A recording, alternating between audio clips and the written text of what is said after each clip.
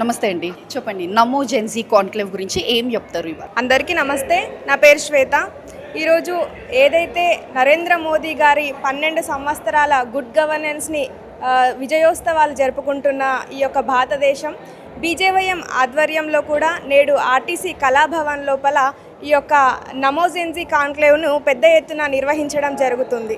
ఈ యొక్క నమో Gen Z conclave యొక్క ముఖ్య ఉద్దేశము మనకందరికీ ఇదివరకు నుంచే మనం చూస్తున్నాం. భారతదేశాన్ని నరేంద్ర మోదీ గారు ప్రపంచ దేశాలన్నింటిలోకెల్లా విశ్వగురువుగా నిలబెట్టడానికి ఆయన ఏ రోజైతే పదవిని అధిరోహించారో ఆ రోజు నుండి కూడా అహర్నిశలు ఒక కార్యకర్తగా ఎంతగానో కష్టపడుతున్నారు. కాబట్టి ఈ భారతదేశంలో ఉన్నటువంటి యువత అనేది ప్రపంచ దేశాలన్నింటి యువతలోకెల్లా అధికంగా ఉంది. కాబట్టి మన దేశ యువత యొక్క వాళ్ళ ఆలోచనలను కానీ, వాళ్ళ స్కిల్ని కానీ, వాళ్ళ యొక్క పురోగతిని కానీ ఏ విధంగా ఈ భారతదేశాన్ని ఏదైతే విశ్వగురువుగా నిలబెట్టడానికి మన మోదీ గారు కంకణం కట్టుకొని ఏ విధంగా పనిచేస్తున్నారో యువతను కూడా అందులో భాగస్వామ్యం చేయడానికి ఈరోజు నమో జెన్‌జీ కాన్క్లేవ్ యొక్క ఉద్దేశము. ఈరోజు కేవలం యువతని ఉద్దేశించి మాట్లాడడం, యువతనికి ప్రసంగాలు వినిపించడమే కాదు, ఈ యొక్క జెన్‌జీ కాన్క్లేవ్లో యువత యొక్క ఆలోచనలను యువతని మాట్లాడడానికి అవకాశం ఇస్తూ వాళ్ళ వాదోపవేదాలను వినడం, అదేవిధంగా ఈ యొక్క జెన్‌జీ కాన్క్లేవ్లో చర్చలు జరుగుతాయి యువతతో.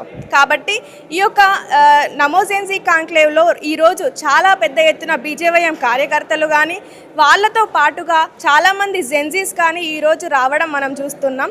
విద్యార్థినులు కూడా అధిక సంఖ్యలో ఈరోజు మన జెన్‌జీ కాన్క్లేవ్కి వచ్చారు. మనకందరికీ తెలుసు, భారతదేశం లోపల స్త్రీల పక్షపాతిగా ఉన్న ప్రధానమంత్రి ఎవరు అంటే, ఈ వర్డ్ వాడాలో లేదో తెలియదు కానీ నిజంగా మహిళా సాధికారత కోసం మన భారత ప్రధాని ఎప్పటికప్పుడు ఇతర శక్తుల నుంచి పోరాడుతూనే ఉన్నారు. రీసెంట్గా మనం పార్లమెంట్ లోపల బిల్ కూడా చూసాము. అది ఖచ్చితంగా మేము డిక్లేర్ చేసి ఖచ్చితంగా దాని మీద విజయం సాధిస్తామని కూడా మా మహిళలందరికీ కూడా ప్రధాని మోదీ గారు తను చెప్పకనే సంకేతాలు ఇస్తూ ఉన్నారు.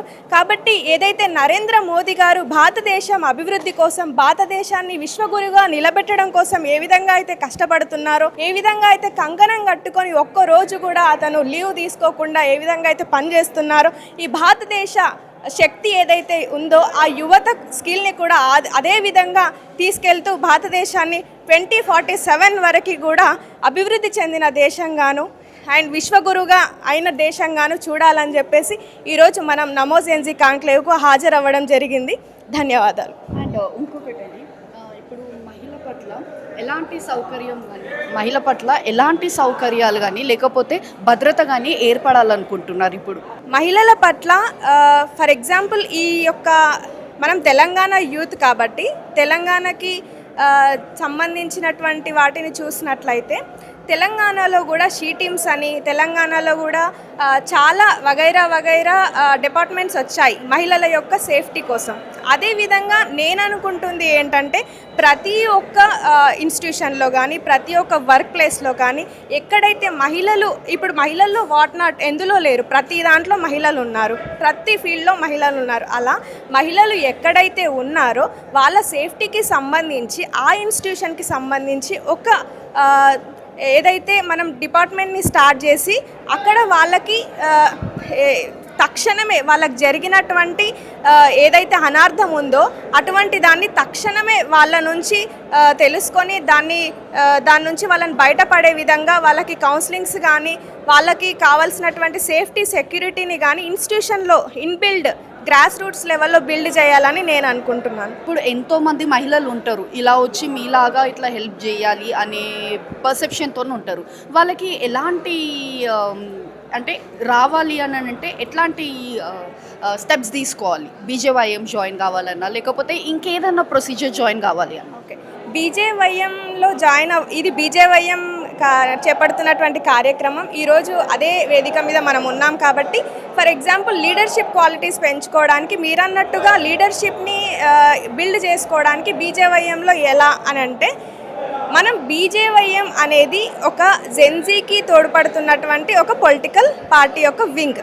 ఏదైతే ఈ బీజేవైఎం ఉందో మన రాష్ట్ర అధ్యక్షులు గారు గణేష్ కొండే అన్న గారు కూడా ఎప్పుడు సెన్సీకి చాలా అండగా ఉంటారు. వాళ్ళు చెప్పింది ఎక్కువగా వింటారు. ఆయన లోపల ఉన్న ముఖ్య గుణం ఏంటంటే ఎంత చిన్న వాళ్ళైనా చెప్పింది వింటారు, సలహాలు తీసుకుంటారు. కాబట్టి ఆ యొక్క బీజేవైఎం అనేది కూడా ఈ జెన్జీల అందరికీ కూడా ఇంట్రెస్ట్ ఉన్న ప్రతి ఒక్కరికి, లీడర్షిప్ క్వాలిటీస్ పెంచుకోవాలనుకుంటున్న ప్రతి ఒక్కరికి ఎల్లవేళలా ఇది ఆహ్వానం పలుకుతూనే ఉంటుంది. ఫర్ ఎగ్జాంపుల్ నేనే.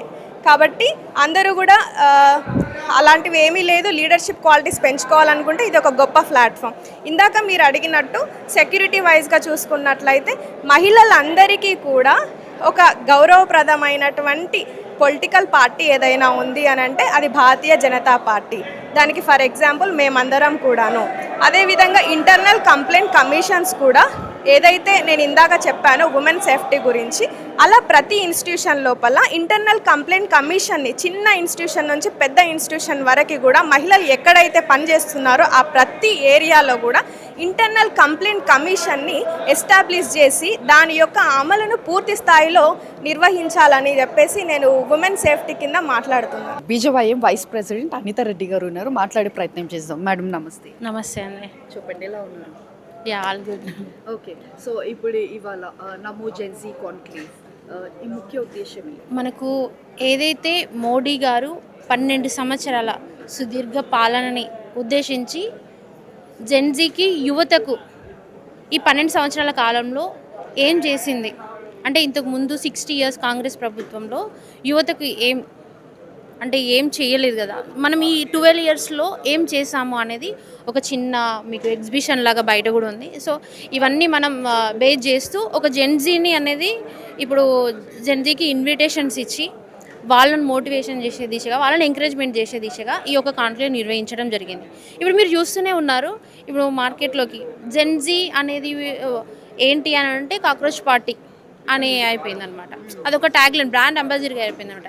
జెన్జీ అంటే కాక్రోచ్ పార్టీ. అసలు కాక్రోచ్ పార్టీ ఎక్కడిది మన దేశంలో? కాక్రోచ్ పార్టీ ఎక్కడి నుంచి వచ్చింది? అసలు దాన్ని ఎవరు స్టార్ట్ చేసిర్రు? దాని ఎజెండా ఏంటి అసలు?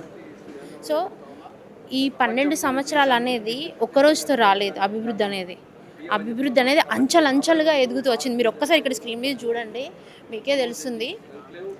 జన్ధన్ యోజన కింద దాదాపు కొన్ని కోట్ల మంది ఆడవాళ్ళకి లబ్ధి పొందిండ్రు. మీరు చూడండి, make in India, skill India, startup India వంటి ద్వారా యువతకు కొన్ని లక్షలాది ఉద్యోగాలు వచ్చినాయి.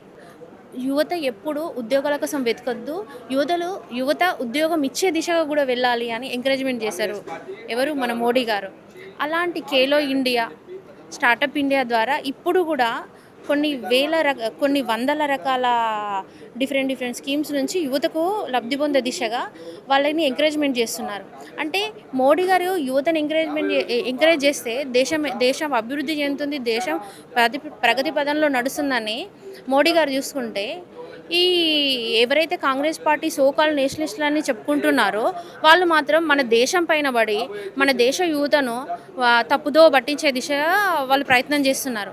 అంటే మీరు ఒక్కటే ఆలోచించాలి, జెన్జీ యువత, మోడీ గారు కానీ మోడీ ప్రభుత్వంలో ఉన్న ప్రతి ఒక్క ఫలాలు అంటే అంత్యోదయ సిద్ధాంతం ఏవైతే ఉన్నాయో అది ప్రతి ఒక్కటి ప్రజలకు వెళ్ళే దిశగా, ప్రజలకు అందే విధంగా ఉంటాయి. కానీ ఎప్పుడు ప్రజలని, నిరుద్యోగాన్ని తప్పుదో పట్టించే విధంగా ఉండే. దేశ శక్తి, భారత శక్తి, యువత శక్తి అనే ఒక్క నినాదంతో మోడీ గారు వేస్తున్న ఈ అభివృద్ధికి యువత ఎప్పుడు సపోర్ట్గానే ఉంటుంది. యువత ఎప్పుడు తప్పుపోవట అనే ఒక్క సంకల్పంతో యువతను ఇన్వాల్వ్ చేసి జెన్జీ కాన్క్లేవ్ను తీసుకురావడం జరిగింది. సో ఇప్పుడు యూత్ అనేది ఒక భాగం. ఓకే, సో ఆ యూత్లో కూడా ఇప్పుడు మహిళలకి ఎలాంటి అభివృద్ధి చేయాలనుకుంటున్నారు? ఎందుకంటే ఇప్పటికీ కూడా ఇంకా భద్రత అనేది లేదు ఉమెన్స్కి. సో ఎట్లా చేయాలనుకుంటున్నారు ఇప్పుడు ఆన్ గోయింగ్ ఫర్దర్? మహిళలు ఈ 12 సంవత్సరాల కాలంలోని చాలామంది మహిళలు బయటికి రావడం జరిగింది. వాళ్ళ కాళ్ళ మీద వాళ్ళని నిలవడం జరిగింది. దానికి ఒక ఉదాహరణ చెప్తాను మీకు. చాలామంది మహిళలు వంటింటికే పరిమితమని అనుకున్న రోజుల నుంచి ఇప్పుడు మహిళలు ఆకాశంలోనే కాదు, అవకాశంలో కాదు, అన్ని రంగాల్లో మహిళలు ఉన్నారని జవాబు ఒక్క రకంగా కాదు, వందల రకాలుగా ప్రూవ్ చేసుకున్నారు. అలాగే చట్టసభల్లో కూడా మహిళలు ఉండాలన్న ఒకే ఒక సంకల్పంతో 33% రిజర్వేషన్ కల్పించే దిశగా ఒక అడుగు ముందు వేస్తే అది ఇండి కుటుంబం వాళ్ళు అడ్డుకొని దాన్ని ముందుకు వెళ్లకుండా చేసి ఓటు వేయలేదు. సో ఇప్పుడే కాదు, రానున్న రోజుల్లో డెఫినెట్గా మహిళలు చట్టసభల్లో కూడా వస్తారు. మహిళలు ఇల్లు బాగుంటే సమాజం బాగుంటుంది, సమాజం బాగుంటే రాష్ట్రం బాగుంటుంది, రాష్ట్రం బాగుంటుంది, ఇండియా బాగుంటుంది. సో ఆ ఒక్క ఉద్దేశంలో మహిళలు తనకు తనుగా ప్రూవ్ చేసుకున్నారు. రాబోయే రోజుల్లో కూడా ఇంకా అందలం ఎక్కించే క్రమంలో మోడీ గారు ప్రయత్నం చేస్తున్నారు. అదేవిధంగా మహిళల కోసం మన జన్ధన్ ఖాతాలు ఓపెన్ చేసి వాళ్ళని ఎంటర్ప్రినర్స్గా తీర్చిదిద్దారు. వాళ్ళ కోసం ఇంకొక అడుగు ముందర వేసి అంతరిక్షంలోనే కాదు, మీరు చూస్తూనే ఉన్నారు మెట్రో రైల్, ఇది ఒక faster train, better connectivity, Vande Bharat train style. అంటే ఇలాంటి వాటిలో కూడా మహిళలను ఇన్వాల్వ్ చేస్తున్నారు. ఒకప్పుడు ఇవి జెంట్స్కే పరిమితం అయ్యేవి, కానీ ఈ అవకాశాలు మహిళలు ఎందులో లేరని చెప్పండి. ప్రతి ఒక్క రంగంలో మహిళలు తనకంటూ తను ముద్ర వేసుకున్నారంటే అది కేవలం మోడీ గారి హయాంలోనే. మోడీ గారు ఆ మహిళలకు ఇస్తున్న గౌరవం, నిజంగా ఇలాంటి గౌరవాన్ని ప్రతి ఒక్క మహిళ అందిపుచ్చుకుంది. నిజంగా చాలా ప్రౌడ్గా ఫీల్ అవుతున్నాను నేను ఒక మహిళగా. రాబోయే రోజుల్లో డెఫినెట్గా ఇంకా ముందుకు వెళ్ళే దిశగా, భారత్ అభివృద్ధి దిశగా అడుగులు వేస్తూ ప్రతి ఒక్క మహిళ మోడీ గారికి అండగా ఉంటుంది. ఈ కాన్క్లేవ్ ద్వారా యూత్కి ఏం చెప్తారు ఇప్పుడు మీరు? నేను ఒక్కటే చెప్తా ఉన్నాను, మన దేశం మీద ఎంతమంది ఉగ్రవాదులు వచ్చినా కూడా, ఎంతమంది బయట చొరబాట్లు వచ్చినా కూడా జెన్జీని, యువతను మాత్రం ఏమాత్రం జుట్టు కూడా బీకలేదు. ఒకటే స్ట్రాంగ్గా చెప్పాలనుకుంటున్నా. ఎందుకంటే మేమందరం మోడీ వెంట ఉన్నాం. మోడీ గారి హయాంలో మేము అన్ని ఫలాలు అందుకొని ఒక స్ట్రాంగ్ యువ భారత్గా నిర్మించబోతున్నాం ఈ దేశాన్ని. అలాంటి ఈ భారత్లో మీరేదో వచ్చి యువతను మీరు ఒక ట్రాజడీ లాగా, మత్తులాగా ఎక్కిద్దాం అనుకుంటున్నారు, కానీ అవన్నీ ఇక్కడ చెల్లవు. యువత అనేది ఎప్పుడూ ఒక అడుగు ముందే ఉంటుంది. అది మోడీ గారు వెంటనే ఉంటుంది. మీరు అందరూ గుర్తుంచుకోవాల్సిన విషయం. అండ్ ఇంకొకటి, ఎంతమంది కాక్రోజులు వచ్చినా ఒక స్ప్రే కొట్టి చంపే విధానం కూడా మాకు తెలుసు. అది మేము ముందే చెప్తున్నాం. రాబోయే రోజుల్లో మీరు ఎన్ని కాక్రోజులు వచ్చినా కూడా మేము సిద్ధంగా ఉంటాం, రెడీగా ఉంటాం. Thank you thank you so much.